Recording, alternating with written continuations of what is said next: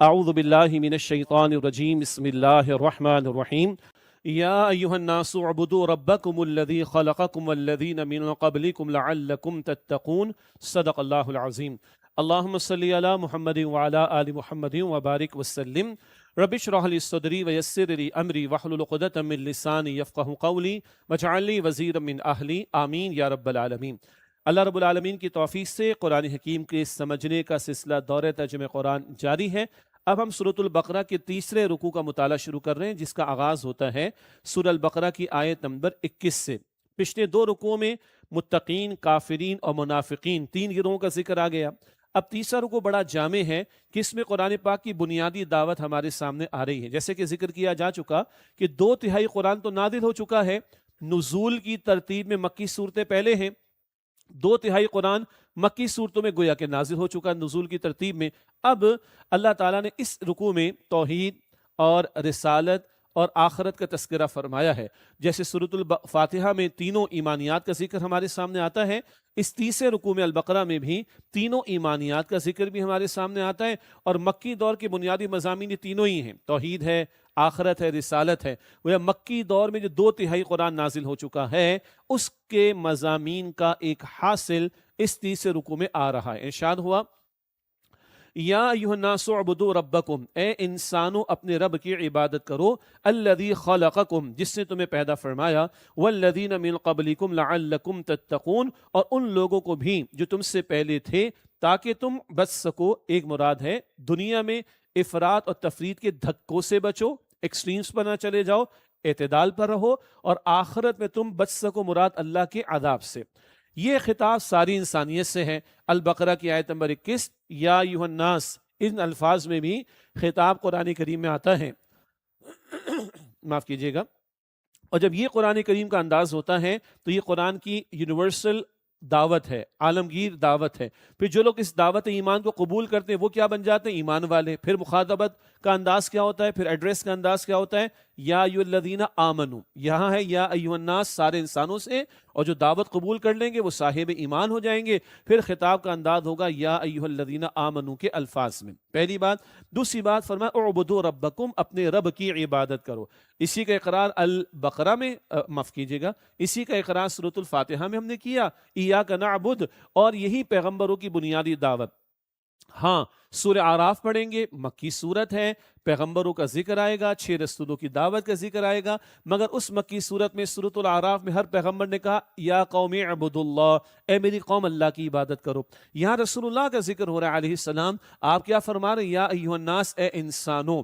پچھلے رسولوں کی دعوت خاص قوم، خاص وقت، خاص علاقے کے لیے تھی۔ رسول اللہ علیہ السلام کی دعوت یونیورسل ہے، گلوبل ہے، عالمگیر ہے، رہتی دنیا تک کے لیے ہے۔ ہر رسول نے کہا اے میری قوم، حضور نے فرمایا اے انسانوں۔ کیا کرنا ہے؟ اپنے رب کی عبادت کرو۔ رب کی عبادت، یہی موضوع سورۃ الفاتحہ میں تھا، اور حاصل کیا ہے؟ رب ہونے کے ناطے وہی معبود کہلانے کا مستحق بھی ہے، اور وہی اسی لائق ہے کہ اس کی عبادت کی جائے۔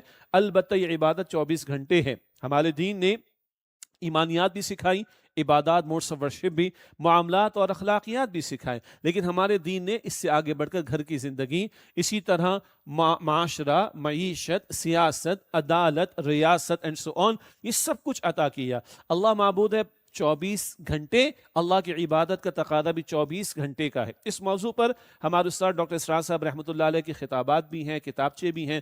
نجات کی راہ سے بھی ایک کتاب جو ہے اس عنوان سے موجود ہے۔ مطالبات دین میں بھی عبادت کے تصور پر انہوں نے کلام کیا، دینی فرائض کے جامع تصور میں بھی انہوں نے اس پر کلام کیا۔ ان کتابچوں سے فائدہ اٹھایا جا سکتا ہے انشاءاللہ۔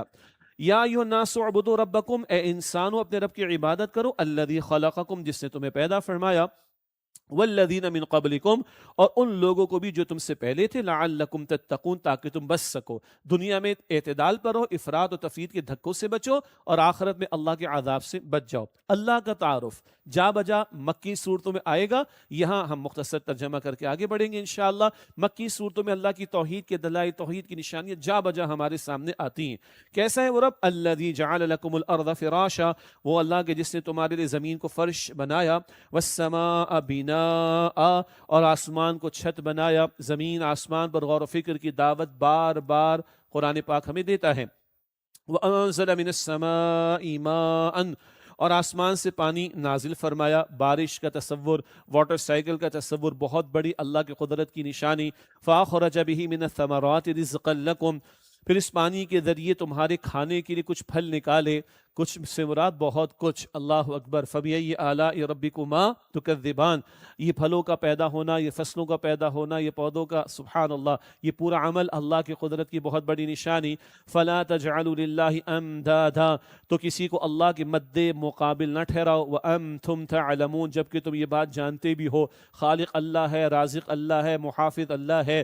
مٹی کی تاریکی میں بیج کو کوپل کی شکل دینے والا اللہ، سمندر سے بخارات کو بلند کر کے آسمانوں میں بادل بنا کر انہیں برسانے والا اللہ، ماں کے بطن میں 3 تاریکیوں میں بچے کی پرورش کرنے والا اللہ سبحانہ و تعالیٰ، اس کائنات کو بنانے، اس کو چلانے اور اس کی مخلوقات کو عطا کرنے والا اللہ. تم جانتے ہو ساری مخلوق اس کی محتاج ہے.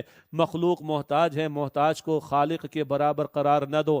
فَلَا تَجْعَلُوا لِلَّهِ أَنْدَادًا وَأَنْتُمْ تعلمون، تو کسی کو اللہ کے مد مقابل نہ ٹھہراؤ جبکہ تم یہ بات جانتے ہو.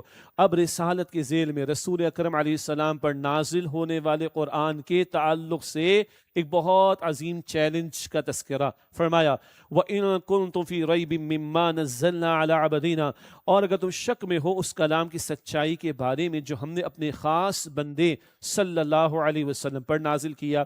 حضور کو عبد کہا، لیکن اللہ کے رسول مکرم اللہ کے خاص بندے ہیں. بعد از خدا بزرگ تو یہ قصہ مختصر. بہرحال فرمائے کہ وَإِن كُنتُمْ فِي رَيْبٍ مِّمَّا نَزَّلْنَا عَلَىٰ عَبْدِنَا، اور اگر تم شک میں ہو اس کلام کی سچائی کے بارے میں جو ہم نے اپنے خاص بندے صلی اللہ علیہ وسلم پر نازل کیا ہے.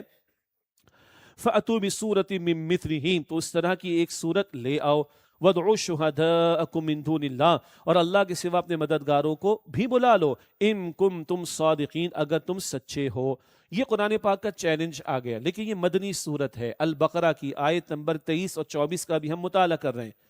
یہ چیلنج قرآن پاک میں جا بجا پہلے بھی آیا ہے، اور سورہ بنی اسرائیل میں اور سورہ طور میں کہا قرآن جیسا کلام لے آؤ. پھر سورہ یونس اور سورہ ہود میں ہم پڑھیں گے 10 صورتیں لے آؤ، ایک ہی صورت لے آؤ. آخر میں کہا مِن مِثْلِهِ، قرآن کریم کی ایک صورت سے ملتی جلتی ہی صورت لے کر آ جاؤ. فصاحت کے اعتبار سے، بلاغت کے اعتبار سے، مضامین کی گہرائی اور گہرائی اور ڈیپتھ کے اعتبار سے. چلو پورا قرآن نہیں، چلو 10 صورتیں نہیں، چلو ایک صورت نہیں، ایک صورت سے ملتی جلتی ہی صورت لے کر آ جاؤ. مشہور واقعہ، کسی شاعر نے لکھا کسی صحابی کے گھر کے باہر سورۃ الکوثر لکھی ہوئی تھی، پڑھنے لگا انا اعطیناک الکوثر فصل لربک وانحر ان شانئک هو الابتر.